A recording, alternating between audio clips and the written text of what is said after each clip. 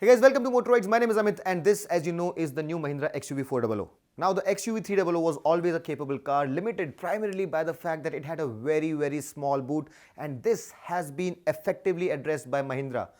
You have 418 liters of boot space, which is class leading, and this really should add tremendously to the practicality of this car, which was somewhat missing on the XUV300. It had a really small boot, but this one is very capacious and good enough for a big family to go for a long holiday. What enhances the storing capacity is the 60-40 split rear seats, and that really goes a long way in ensuring that you can carry loads and loads of luggage. So guys, finally we have managed to get our hands behind the fabulous XUV400, and this car absolutely is a riot. Just look at the way it goes into a drift without even trying. This is absolutely crazy, especially when you put it in the fearless mode. There is just tons and tons of torque, and that's a good thing and a bad thing, because if you're not careful, this car is just calling for being put into drift. It's really the easiest Indian car to be put into drift ever. It's really a lot of fun, which can be dangerous. So while you're in fearless mode, it's really easy to have the front wheels spinning and to be going sideways. That's really a lot of fun, but you have to be careful because the tires probably could have done with a little bit more grip. However, this car doesn't come with traction control or ESP. On the production version, you'll have that, and that would put a check on the drifts. It will create a safety net around you. However, in its current form, or if you put the traction control off, it would be damn easy to put this car in drift. There is just tons and tons of torque. All of those 310 Newton meters of torque is available right from the outset, even with part throttle in the fearless mode. I'm not even trying right now. See, it's just insane how much torque this car has, and that also puts a lot of pressure on the front wheels, which means that there is a lot of torque steer. It can understeer a little bit, and you might just go out of line and crash somewhere. So you have to be careful, especially when you are in the fearless mode. So tons and tons of power, 8.3 seconds 0 to 100. It sounds true to me. This car can be a riot. It's a lot of fun, great acceleration. The steering changes its weight based on the mode that you're in. So in the fun mode, and when they say fun, it really is a lot of fun. So when you're in fun mode also, it can be proper fun. There is ample acceleration. However, the steering is a lot lighter, and the throttle response is not as sharp, where you just press the pedal and the car is yearning to go forward. That is not happening. However, even in the fun mode, there is, just look at this acceleration, crazy acceleration even in the fun mode. However, in fast mode, this feeling of response to the throttle increases.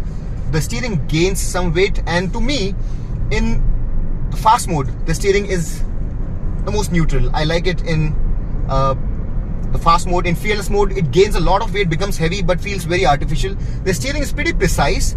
I can place the car fairly accurately on the road, but it lacks that feel of a proper hydraulic steering. So it's precise, but it's not full of feedback. Could have been better. The steering feel from behind the steering wheel is not very involving. It's precise, but it doesn't really have that feel or the feedback that I'm looking for, especially with this kind of power. But I can tell you that this car can really go like this thing. It really goes very fast in a straight line and can be put into a drift, especially when you are in fearless mode, very easily. Now, apart from that, the real range of this car is very difficult to decipher, because this is a prototype, and neither on the instrument console nor on the infotainment screen is the distance to empty is visible. So I cannot give you a good idea of how much range I am left with. However, if I give you a rough estimate based on how much the percentage has dropped and corresponding with the number of kilometers I've done, I think in the real world, if you're driving gingerly, not with the pedal on the metal, you would be able to get about 300 kilometers easily, 300 kilometers plus. Of course, if you're going to be pressing harder, the range is going to reduce. But what I can really tell you is that the suspension and the steering is really solid. This is one of the most fun cars that you can drive on Indian roads. One of the most fun cars, one of the most powerful cars made ever by any Indian car maker. And boy, can this be a real riot? I can really tell you that this car can go real fast. I am not going sideways because the officials might just start screaming at me, but it's damn easy to make those tires screech. These tires could probably have had better grip. Can be downright dangerous if you're putting it in fearless mode, and if you're being casual, it can put you in danger. So you have to make sure that the traction control and ESP is on at all times. Suspension, as I mentioned, XUV300 by itself was fantastic, amazing, but this one is an improvement. You have frequency selective damping, so the suspension is even better, even over bad surfaces. This just flattens all the rough surfaces that you have, and while you're going around the corners, it also feels very solid. So ride and handling package is easily better than the EV Max. From behind the steering wheel, the feeling is faster. The feeling definitely is more planted, more sorted, and the ride quality is also better. So mechanically and in terms of performance, a better package than the EV Max for sure. I just love how this car drives, man. It's amazing. Brakes, all four wheels have discs, which means that it also stops on a dime. Just love how this thing goes sideways. Wow. So if you want a fun car, this definitely is the one for you, but you have to be careful. Too much power for the novices, and right now you don't have traction control. On the production version you will have that, but still you'll have to be careful. Then you finally have, apart from the fun, fast and fearless modes, you have this L mode, which is basically for energy recuperation. So although Mahindra calls it the single pedal mode, but that's a relative term. So you'll have to basically coast and judge in advance. If I want to say stop at that second post, I'm lifting off now, it's not exactly going to stop there. I think, see, it crossed the post.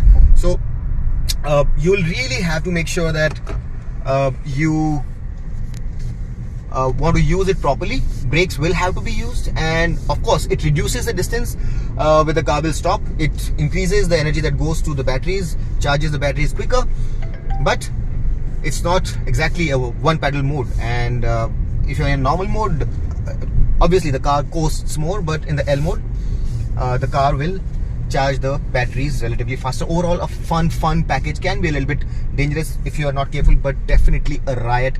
Fantastic steering, fantastic suspension, and an absolute delight to drive.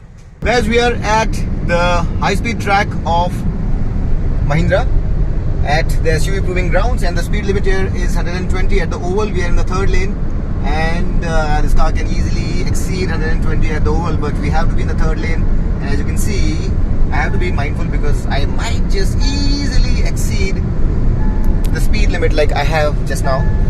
And now we're going at the top speed, which is about 156 kilometers per hour on the speedo.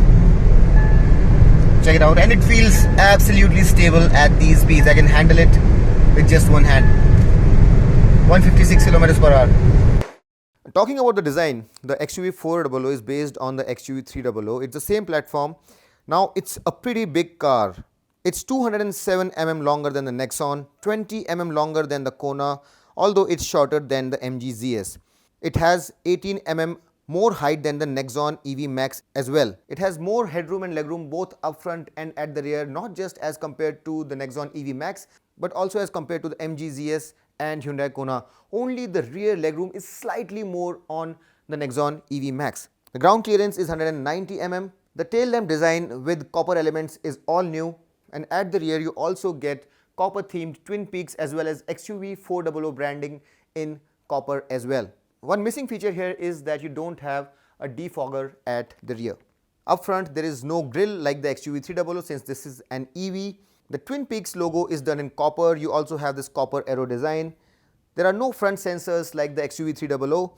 There are no fog lamps. There are some copper highlights though. The roof is copper, and on the front bumper and on the sides you have these copper highlights. Headlight has a DRL, an LED projector unit as well as a halogen. A 360-degree camera is missing though. You have 16-inch wheels with 205 section tires, and this car looks longer than the XUV300 when you look at it from the side. For those of you who want to know the charging times, on a 16 ampere domestic plug point this will take about 13 hours. On a 7.2 kilowatt AC charger, it will take 6.5 hours, and on a 50 kilowatt DC fast charger, it will charge from 0 to 80% in only 50 minutes, which is 6 minutes faster than the Nexon EV Max. Let's get inside, but before that, let's have a look at this familiar Mahindra key. You won't have to take it out. Just press this button and get inside. Ingress is very easy, just the ideal height. This is hard plastic, soft touch, elbow rest, glossy black material, and the locks, as well as an electric ORVM, auto down for the driver's side window, black color door pull, this space for putting a wallet or to pull the door in, map pocket, and 2 bottle holders, adjustable driver's seat, dead pedal for long distance comfort, traction control off, leveler, and the steering here is not telescopically adjustable, which it is on the XUV300. So that's a feature which is missing over the XUV300. Now the steering also is different. You have these blue highlights over this leather wrapped steering, and at the bottom also you have this glossy black accent.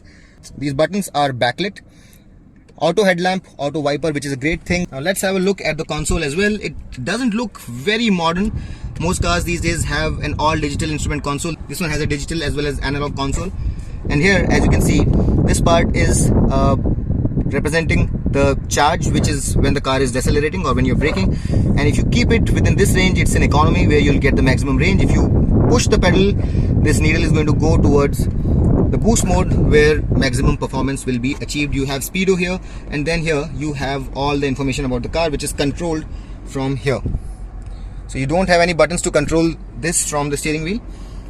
And funnily enough, you don't have the distance to dry or the remaining range here. You have 3 modes to choose from, and the modes are also chosen from here.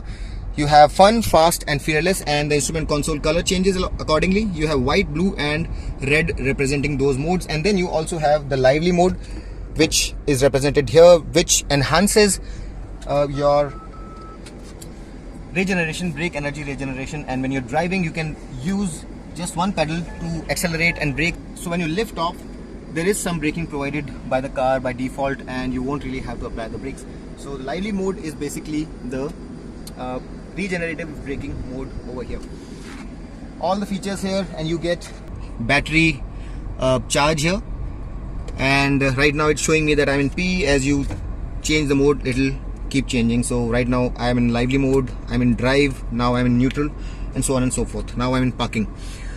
That's about the instrument console. It also has that wheel indicator, just the way we had on the XUV300. Now before I start talking about the interior, I also need to talk about some features which are missing here. I really wish that as a brand new car, this car had those features. From what I understand, Mahindra wants to pitch it bang against the Nexon EV, but this car has more performance in terms of the ultra high strength steel that has been used, or AHSS, or advanced high strength steel that has been used, along with the performance and a few other things that are better here. The suspension, there are mechanical materials which are superior and have cost them money, so some features have been deleted. For example, the 7 airbags of the XUV300 have been replaced by 6 airbags. You don't have a dual zone AC here. You have that on the XUV300. You also don't have wireless charging. You just have the simple pad here where you can just store your cell phone. On the XUV300, you also have heated ORVMs, which you don't here. You also don't have auto dimming IRVM, as you have a manual unit. I don't think this car has TPMS, which again is a missing feature. The EV Max has an air purifier, this one doesn't. Then the hill start and hill descent features are also not there. The glove box is also not cool. So these are some of the features that are missing here. But having said that, this interior is built to last. It's pretty solid and is differentiated by these copper accents around the AC vents, on this blower, and around the drive selector lever. The red colored accents on the XUV300 interior are replaced by these blue colored ones, and I still think that the overall look and feel, as well as the quality of the plastics on the dashboard, could probably have been a little bit better on this car. This car comes with connected car tech. You can connect a smart watch with it, and it comes with 60 plus connected car technologies. This is what the home screen looks like. This is showing me the charge here, the percentage charge that's left.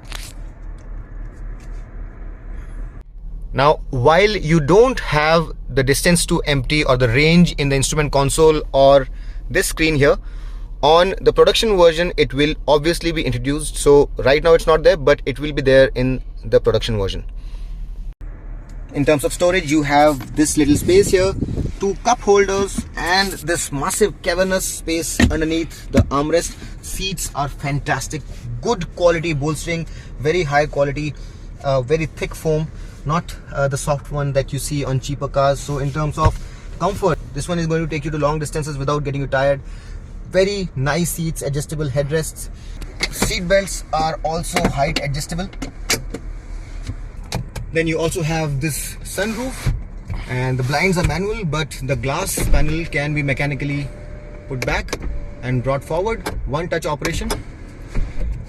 Sun visors without a vanity mirror, but here you have a vanity mirror without an illumination. Sunglasses holder, 2 lights. And overall, the interior is very comfortable. The suspension is fantastic, so it really feels nice. The feeling from behind the steering wheel when the car is moving is fantastic, but the look and feel and the quality could definitely have been a little bit better. I've also told you about the missing features here. Let's get to the back seat and see how much space and comfort do we have there. Just like the front, getting inside is going to be a breeze. Ideal height for tall and short people, and the materials are similar to what you found up front. Soft to touch pad here, this door pull glossy black, button in piano black, door pulls are in black plastic, and you have a bottle holder, 1 liter, and map pockets. The door feels solid. A lot of steel has been used here. It's a heavy car. You have a lot of knee room, good leg room, a lot of space to move underneath the front seat as well, space in the back pockets, and the headroom is also sufficient for people up to 6'1". However, you miss out on an AC vent and any sort of USB sockets or power sockets at the rear. This is an omission. There should have been at least power sockets here, if not an AC, because the AC on this car is reasonably strong. So that's a big omission. Although these seats are 60-40 split, so they will allow you to enhance your loading space. Very well contoured, very good quality foam on the seats. 3 individual headrests for the rear 3 passengers. That again is a fantastic thing. You have a lap belt for the 3rd passenger. Earlier, the XUV300 used to offer a 3-point seat belt, but now it's been deleted. So it gets a lap belt, but it gets proper 3 adjustable headrests, an armrest with 2 cup holders. The thigh support here is par for course. Could have been slightly better, but no car in this segment offers more thigh room than this. The seat height is also slightly higher, and as I mentioned before, the legroom and the headroom here is definitely class leading. In addition to the fantastic suspension, which now gets frequency selective damping, this car is really a nice place for someone who wants to be sitting in the back seat. You also have these handles with coat hooks, and you also get a light. Now, in terms of comfort, no complaints. It's well appointed, well contoured, very nice, but some features are missing. Now, the pricing of this car has not been announced, and in my opinion, this will be priced slam bang against the Nexon EV Max at 18 to 20 lakh rupees. At that price, I think this is a better mechanical package with better range, better driving dynamics, and a more solid car. But the features on the EV Max are better. I also think that the EV Max looks a little bit better. The final verdict can be delivered only after the prices are announced. But in my books, this car is a very good car to drive, has fantastic range, and is built solid, although Mahindra could have done better with the features inside and the design. I really hope that I was able to answer all your questions about this EV. Still, if you have any questions, put them down in the comment section. I'll be very happy to answer them. Until next time then, this is Amit Changani signing off. Rev hard, rev free, and drive safe.